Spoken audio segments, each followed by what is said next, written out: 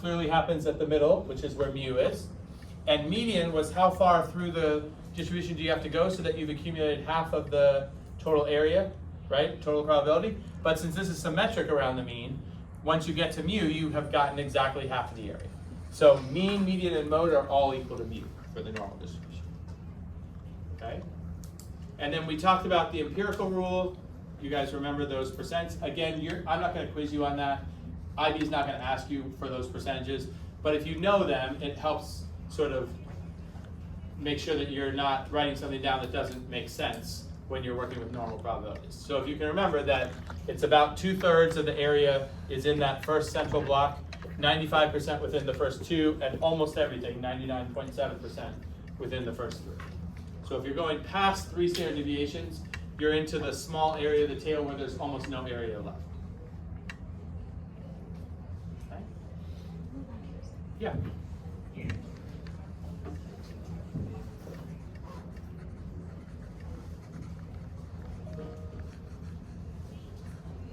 By the way, this equation, a version of this is painted on the wall in the hallway here, like where all the famous things are, right? Like quadratic formula and fundamental theorem of calculus.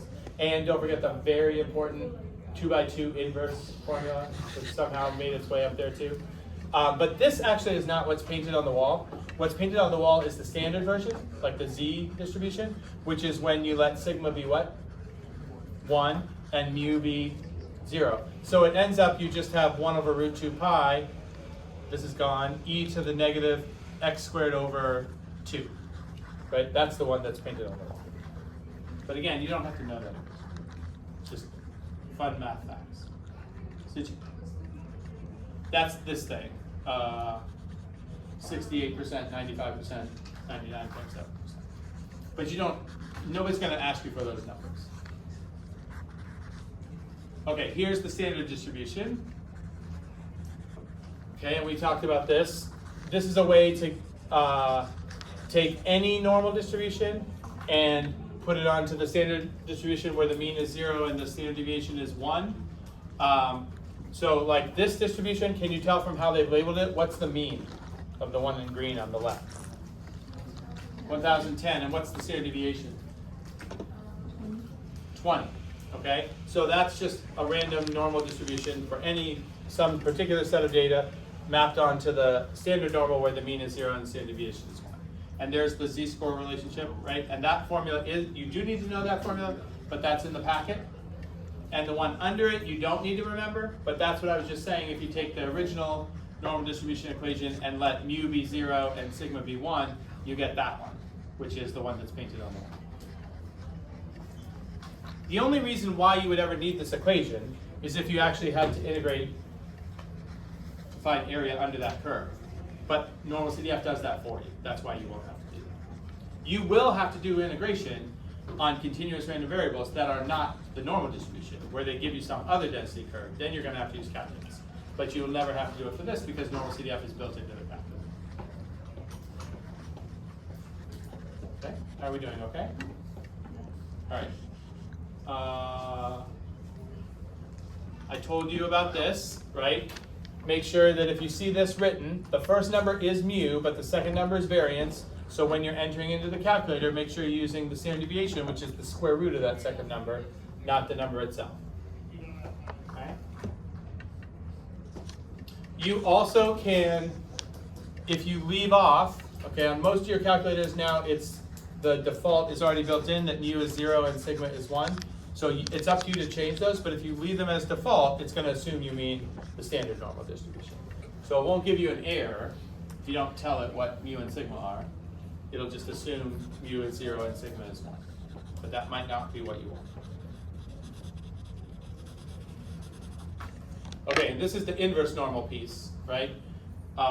When you have the area already and what you're looking for is the bound, and I set this up the way some of your calculators are forced to, right, where it's like the left tail.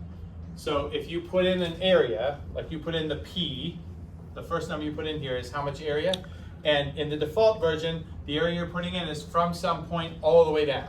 And then what the calculator is going to give you back is what's that upper bound. Okay, but you can adjust that if you have the option to do left, center, right, then it won't always give you back the upper bound if you change the setting off of left. So what's that?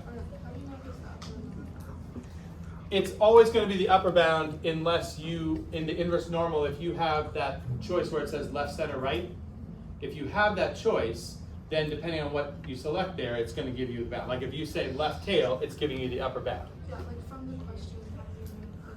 Oh, you have to read it. Like the one we had said, it was like 88% of the chips last longer than this thing. So it was like 88% was the upper part, so that meant 12% was the lower part. Right? It'll tell you in the question. Like you should be able to draw a little picture from what you see in the question, and your picture should tell you whether you're dealing with upper or lower. Okay? Okay. So let's just finish with this example. Okay, this is nice because it combines what we're doing right now with something we were doing earlier in probability. So the first part says, Emily walks to school every day. Length of time can be modeled by a normal distribution with a mean of 11 and a standard deviation of 3. Okay, so let's say x is the random variable that represents how long her walk takes. And they're saying that's normally distributed. Mean is 11. Second number here would be 9 because that's the variance if the standard deviation is 3. Right? And it says she's late if her journey takes more than 15 minutes. And it wants you to find the probability she's late next Monday. So on some random day, what's the chance she's late? Well, she would be late if x was what? You're finding the probability that x is greater than 15. Okay, so that's going to be, what function on the calculator are we going to use to do that? That's normal CDF, right? Okay, so let's do that.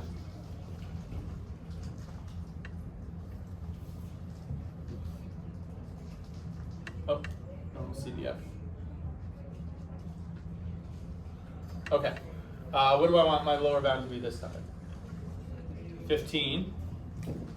Now, upper bound, theoretically, it's infinity, right? But we don't really need to write like 1 times 10 to the 99. Remember, what was the mean? 11, and standard deviation was 3. So if we go 3 standard deviations up, how far are we now? I mean, what number are we at? We were at 11, and we go up 3 standard deviations, we're now at 20. So if you go any amount past 20, you're like fine, right? So let's put like 50 here. Like that's way more than we need. Do you get the idea? Okay. Then we tell it 11 and 3. Right? Okay? And we get this. So you would give that answer as 0.0912. You need all 3 of those, right? Because that first 0 doesn't count. All right, I'm going to store this as P because we're going to need it for the next question. Okay, so 0.0912. And this is all you have to write. Okay, you don't need the normal CDF command. If you've said it's normal and you gave the parameters, then this is all you have to write. Okay? The next question, though, says, what's the chance she's late at least once during the next week, which goes Monday to Friday? This is a different random variable. This is not asking about x, which is a length of time. This is asking about, let's call it y, which is how many times she's late. Do you see this random variable y, since it's a number of times, would be what kind of random variable? It's discrete. And in fact, if we make some pretty easy to make assumptions here, we could say it's what kind of discrete? Binomial. What would you have to assume to make it binomial? Well, right.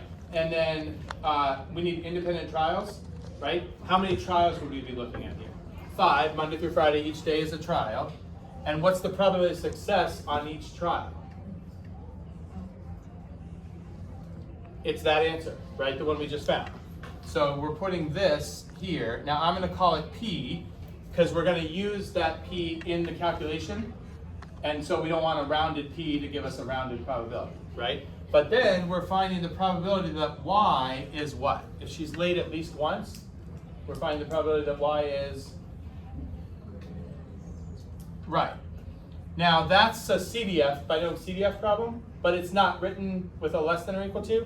So we could do the complement. Now what is the complement of greater than or equal to 1? Less than 1, which is for binomial the same as equal to 0. Less than or equal to 0, but there is nothing below 0. So it's just the probability that, it's 1 minus the probability that y is 0. So you could do 1 minus binom PDF with 5, p, and 0. Okay, I know this comes out to, because I did it twice already, 380. Okay? Does that make sense? You follow it? So the first one's normal, the second one's binomial.